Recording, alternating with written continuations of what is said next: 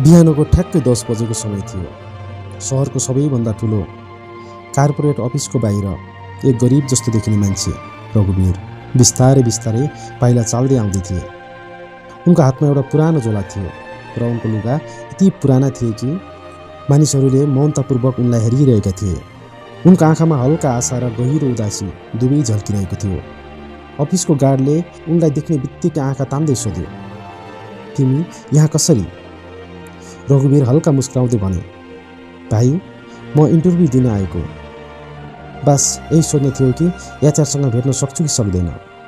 Guard हाँस्यो र पछाडि झुक्दै भन्यो, इन्टरभ्यू? यहाँ त ठुला ठुला अफिस र एक्जिक्युटिभहरू मात्र आउँछन्। तिमी जस्ता मानिसहरूले त यहाँ बुकिङ गर्न पनि सक्दैनौ। त्यही बेला अफिसको रिसेप्सनिस्ट प्रिया त्यहाँबाट गुज्रिँदै थिइन्। उनले रघुवीरलाई हेरिन् र चिसो नजरले भनिन्, यहाँ गरिब मानिसहरू इन्टरभ्यू दिन आउँदैनन्।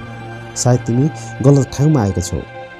रघुवीरले टाउको झुकाएर नरम स्वरमा भने, म्याडम, एकपटक चेक त गर्नुहोस्, सायद मेरो इन्टरभ्यू यही हो। प्रियाले काँध उचाल्दै भनिन्, ठिक छ, बस, अलि बेरमा हेर्छु। रघुवीर बिस्तारै लाउन्ज क्षेत्रमा गएर कुनाको कुर्सीमा बसे। वरिपरिका कर्मचारी र पाहुनाहरू उनलाई हेरेर चुपचाप इसारा गरिरहेका थिए। कसैले फुसफुसाउँदै भन्यो, यो त बस फ्रीमा अफिस हेर्न आएको हो। अर्काले भन्यो, यसको त हैसियत पनि छैन यहाँको कफी खान। रघुवीरले सबै कुराहरू सुने तर एक शब्द पनि बोलेनन्। उनले आफ्नो झोला तानेर बिस्तारै बसे। उनको अनुहारमा धैर्य र स्थिरता झल्किरहेको थियो, मानौ भनिरहेको हो, साँचो कुरा एक दिन अवश्य देखिनेछ। यही बीच प्रिया फेरि उसको नजिक आइन् र आफ्ना सहकर्मीलाई भनिन्, थाहा छैन म्यानेजरले के भन्छन्, यस्ता मानिसहरूलाई यहाँ बसाल्नु रिस्क हो। सहकर्मी हाँस्यो र भन्यो, केही छैन, अलिक बेरमै आफै जान्छन्। धेरै समयदेखि एउटा जुनियर कर्मचारी सुरज रघुवीरलाई हेर्दै थियो। उनी नजिक गएर सोधे, दाइ, तपाईँ कहिलेदेखि बस्नुभएको हो? कसैले सहयोग गरेनन्? रघुवीर मुस्कुराउँदै भने, म एचआरसँग भेट्न चाहन्छु, तर हेर्दैछु यहाँ सबै व्यस्त हुनुहुन्छ। के तपाईँले प्रयास गर्न सक्नुहुन्छ? सुरजले टाउको हल्लायो र दौडिँदै म्यानेजरको केबिनतर्फ गयो। म्यानेजर विक्रम ठुला ठुला क्लाइन्टसँग फोनमा कुरा गर्दै थिए। सुरजले बिस्तारै भन्यो, सर, बाहिर एउटा मान्छे आउनुभएको छ, तपाईँलाई भेट्न चाहनुहुन्छ। विक्रमले चिसो आवाजमा भन्यो, कसरी? म भनिरहेको छु, यस्ता मानिसहरूबाट टाढा बस। उनी कुनै क्लाइन्ट होइनन्, छोडिदेऊ, आफै जानेछन्। सुरजको मनमा बेचैनी आयो। उसले सोच्यो, मान्छेलाई उसको अनुहार हेरेर कसरी ठुक्राउन सकिन्छ। लाउन्जमा फर्केर सुरजले रघुवीरलाई हेऱ्यो। रघुवीरको आँखामा धैर्य र विनम्रता दुवै थियो। सुरजले लाग्यो, यो केवल अफिसको कुरा मात्र होइन, यो मानवताको परीक्षा हो। समय बिस्तारै बित्दै गइरहेको थियो। रघुवीर अझै पनि कुर्सीमा नै थिए। मानिसहरू मौन भएर उनलाई हेर्दै थिए। कतिले उनको धैर्यको प्रशंसा गर्थे त कतिले उनको मजाक उडाउँथे। करिब 1 घन्टापछि रघुवीरले आफ्नो झोला काँधमा टाँगेर रिसेप्सनतर्फ गए। उनले शान्त र दृढ स्वरमा भने, म्याडम, म आफै एचआरसँग कुरा गर्छु। प्रियाले झुक्किएर भनिन्, तपाईँ अझै पर्खनुहोस्, म्यानेजर अझै व्यस्त छन्। रघुवीरले बिस्तारै भने, मैले धेरै पर्खेँ, अब म आफै भेट्छु। त्यसपछि उनी म्यानेजरको केबिनतिर गए र विक्रम सिंहको केबिनमा रघुवीरले दस्तावेजले भरिएको झोला खोलेर भने, यो मेरो इन्टरभ्यू र अफिससँग सम्बन्धित कागजातहरू हुन्, कृपया हेर्नुहोस्। विक्रम हाँस्यो र भने, तपाईँको यो डकुमेन्टमा केही छैन, यो अफिस तपाईँको हैसियतको होइन, तपाईँ जानुहोस्, तपाईँको लागि त्यही राम्रो हुनेछ। रघुवीरले चिसो र गम्भीर स्वरमा भने, नहेरिकन निर्णय नगर्नुहोस्, साँचो कुरा सधैँ देखावटी जस्तो हुँदैन।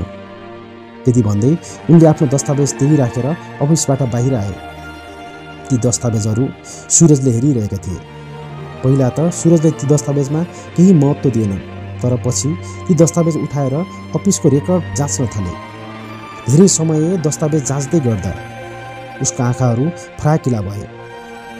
रघुवीर नै यस कम्पनीका 60% शेयर धनी र संस्थापक सदस्य थिए।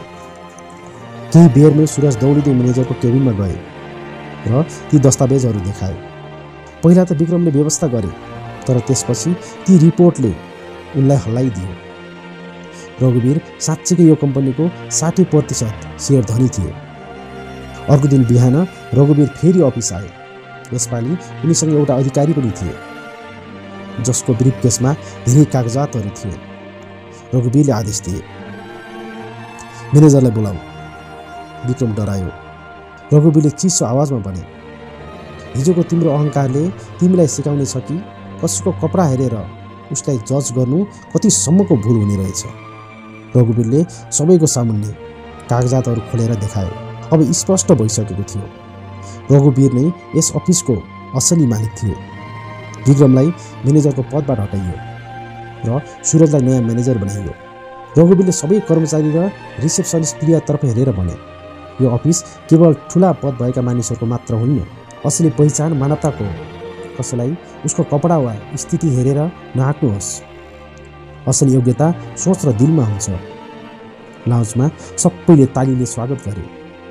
त्यो नै दिन थियो जब अफिसको माहौल पूर्ण रूपमा बदलिसकेको थियो। अब हरेक कर्मचारीहरूले एक अर्कासँग सम्मानका साथ व्यवहार गर्न थाले। रघुवीर मुस्कुराएर भने, धन सबै कुरा होइन, सोच र दिल ठुलो भयो भने मान्छे आफै ठुलो भन्छ। याद राख, असली शक्ति र सम्मान अरूलाई इज्जत दिनुमा हुन्छ। त्यो दिनदेखि गरिब जस्तो देखिने रघुवीरले आफ्नो धैर्य, इमान्दारी र मानवताको बलमा पुरै अफिसको सम्मान र सोचाइ नै परिवर्तन गरिदिए। यदि यो कथाले तपाईँको मन छोयो भने कृपया लाइक र सब्सक्राइब गर्न नबिर्सनुहोला। फेरि भेट हुने नै छ यस्तै अर्कै प्रेरणादायक कथामा। तबसम्मको लागि नमस्कार अनि राधे राधे।